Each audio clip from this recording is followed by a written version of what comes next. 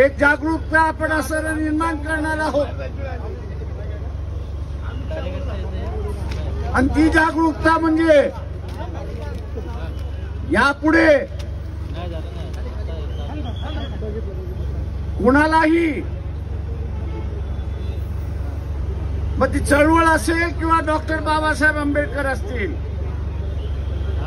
यांच्याबद्दल आदरानेच वक्तव्य करावं लागेल, अन्यथा त्यांना त्यांची जागा दाखवल्या जाईल अशी असणारी मित्रो, अमित शहाच्या वाचवायला पंतप्रधान नरेंद्र मोदी धावून आले। या मुंबईमध्ये एक जोडी होती, आपल्याला माहित असेल, रंगाबिल्ला।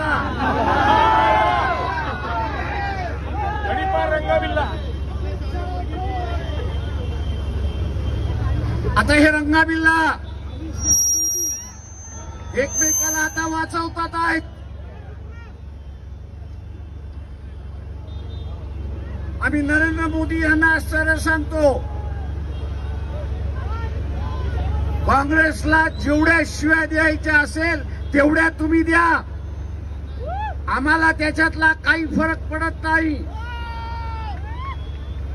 पण त्याच्यामुळे तुमचं चारित्र्य उज्ज्वल होता का? तर अजिबात नाही, हे लक्षात घ्या। तुमचं ढागाळलेलं चारित्र्य जे आहे ते ढागाळलेलंच आहे, हे आपण लक्षात ठेवलं पाहिजे। काँग्रेस असं म्हणताय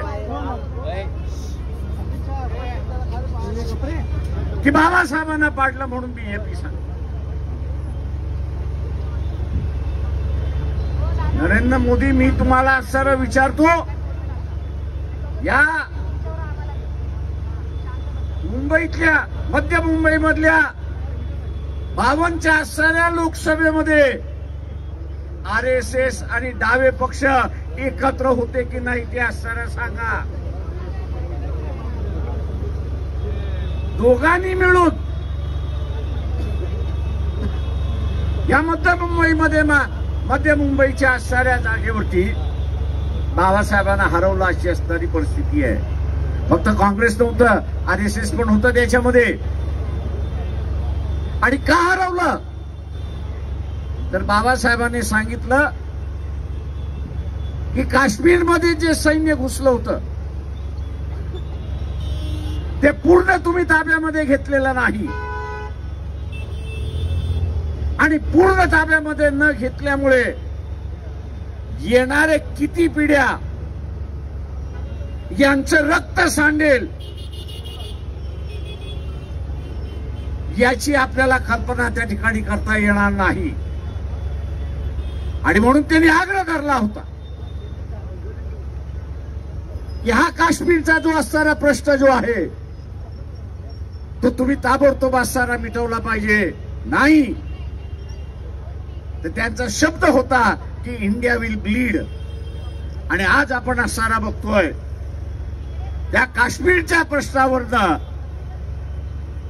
भारताला असंतोष त्या भागामध्ये आणि उरलेल्या भागामध्ये वाढतोय अशी असणारी परिस्थिती आहे।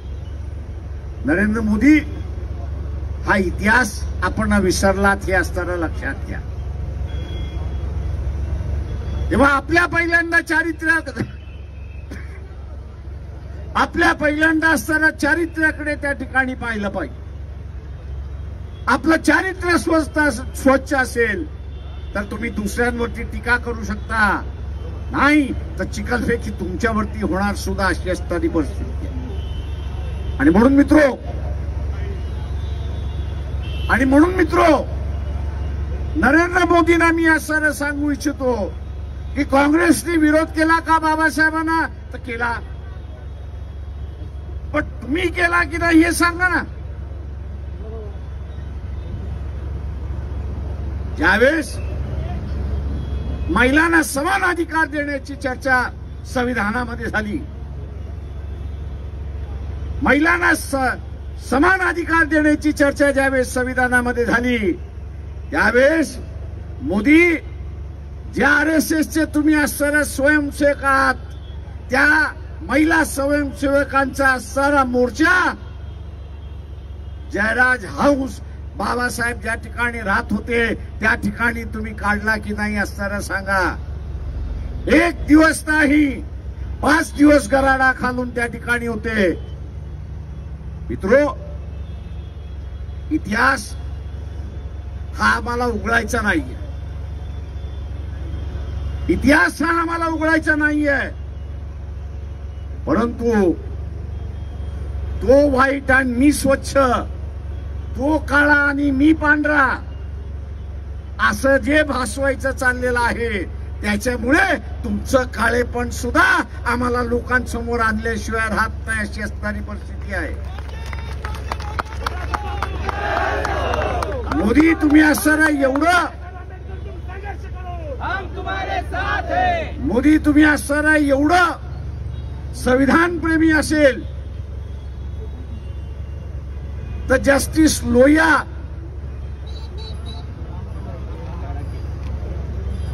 यांचा अंत कसा झाला याचं सांगा.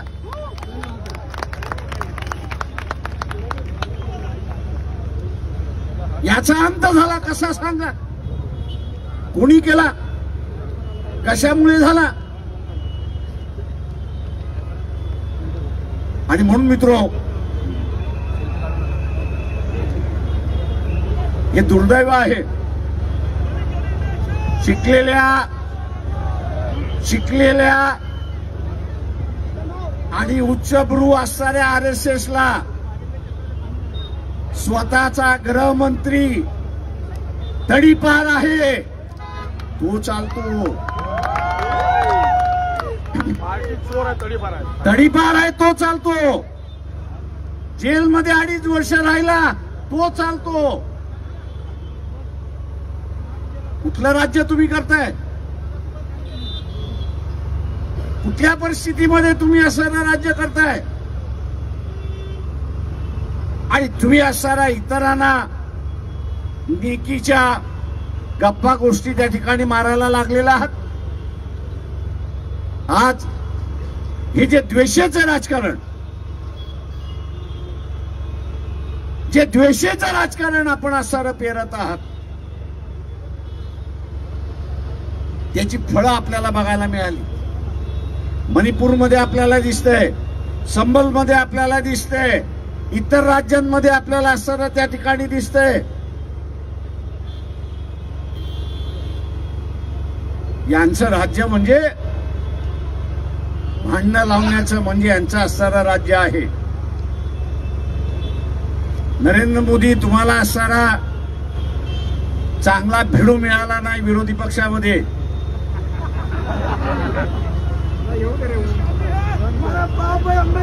दुर्दैवाने संविधानावरच्या चर्चेमधला सरदार पटेल जो भारतीय जनता पक्षाचा असणारा हिरो आहे, या सरदार पटेल यांनी पंडित जवाहरलाल नेहरू पंतप्रधान आणि गृहमंत्र्यांनी पंतप्रधानांना लिहिलेला असणारा एक पत्र आहे. आणि ते म्हणजे पंतप्रधानांना सावध करण्याचं पत्र आहे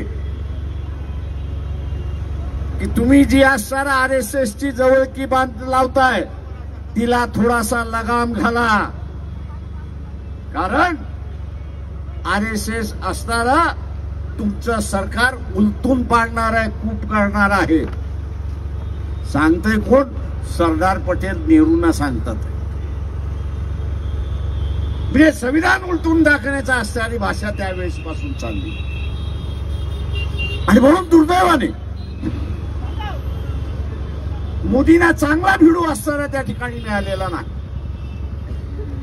कदाचित चांगला भिडू मिळाला असता तर राफेल बाहेर निघाला असतं. कदाचित इटलीच्या प्राईम मिनिस्टरचे असणारे संबंध त्या ठिकाणी निघाले असते. परंतु विरोधी पक्षामधला असणारा भिडू कमजोर आहे, कमजोर आहे आणि म्हणून मोदीचा फावलंय अशी असणारी परिस्थिती आहे. माझं आव्हान आहे की आपण मोदींना माझं असणारं आव्हान आहे की आपण गृहमंत्र्यांचा असणारा राजीनामा घेतला पाहिजे. वाचवण्याच्या भानगडीमध्ये पडता कामा नये.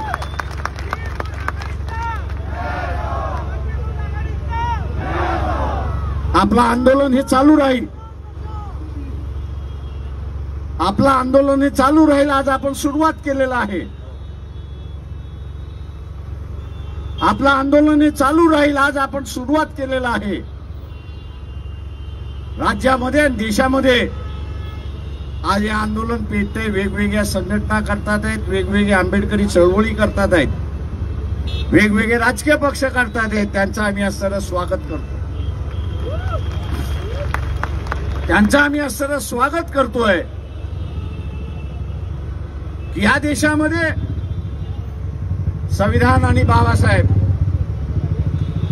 हे आज अजरामर झाले तशी असणारी परिस्थिती आहे. मित्रो,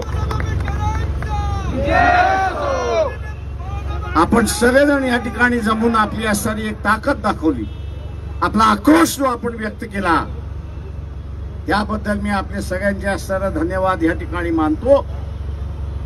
आपला असणारा आज हा जो आक्रोश मोर्चा आहे त्याची आपण असणारा या ठिकाणी सांगता करतो आणि शासनाला आणि नरेंद्र मोदी यांना असणारा आम्ही इशारा देतो आहोत की मनमानी कारभार जो चाललेला आहे, तुम्ही काँग्रेसला खिशामध्ये घालू शकता, तुम्ही इतर पक्षांना खिशामध्ये त्या ठिकाणी घालू शकता, हे लक्षात घ्या. त्यांच्यावरती इन्क्वायरी बसू शकता अशी का, आणि त्यांना इन्क्वायरी बसून तुम्ही असणारा मांजर केलेला याची सुद्धा मला जाणीव आहे. 9 वेळा मोदी तुम्ही माझी चौकशी केलेली आहे, तुम्ही 9 वेळा केलेली आहे. एक ऑफिसर आला आणि म्हटला प्रकाशराव माझं प्रमोशन आहे, काहीतरी सांगणार. मी त्यांना म्हटलं हे माझ्या आजोबांचं घर आहे, ही माझी प्रॉपर्टी आहे, आणि म्हटलं ही जी समोरची बसलेली जनता आहे ती मला खाय प्यायला घालते, दी आणि दे पाठवून.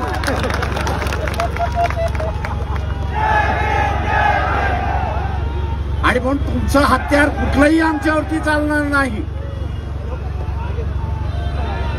तुमचं कुठलंही हत्यार आमच्यावरती चालणार नाहीये. आम्ही लढायला उतरलो म्हणजे उतरलो. आणि म्हणून आपण काँग्रेसची मागणी मागितली म्हणून आम्ही मागणं मान्य करणार नाही. या ज्या भूमिकेमध्ये भारतीय जनता पक्ष आलेला आहे, तुम्ही देशाचं असणारं हित त्या ठिकाणी पाहिलं पाहिजे, पक्षाचं असणारं हित आपण त्या ठिकाणी पाहता कामा नये.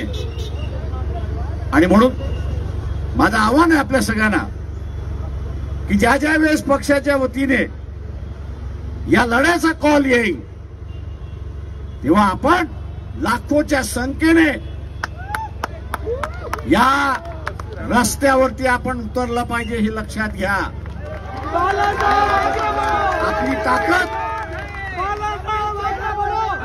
आपली ताकद, आपली ताकद,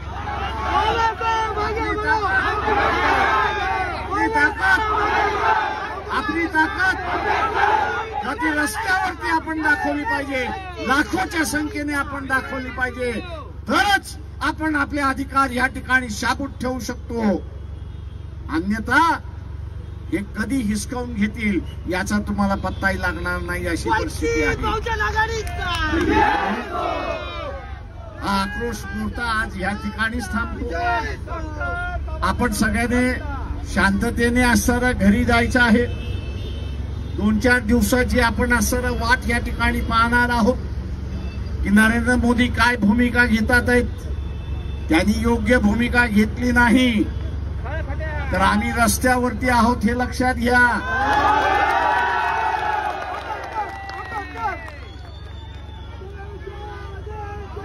रस्ता हा रस्ता हा हा रस्ता हा रस्ता हा रस्ता हा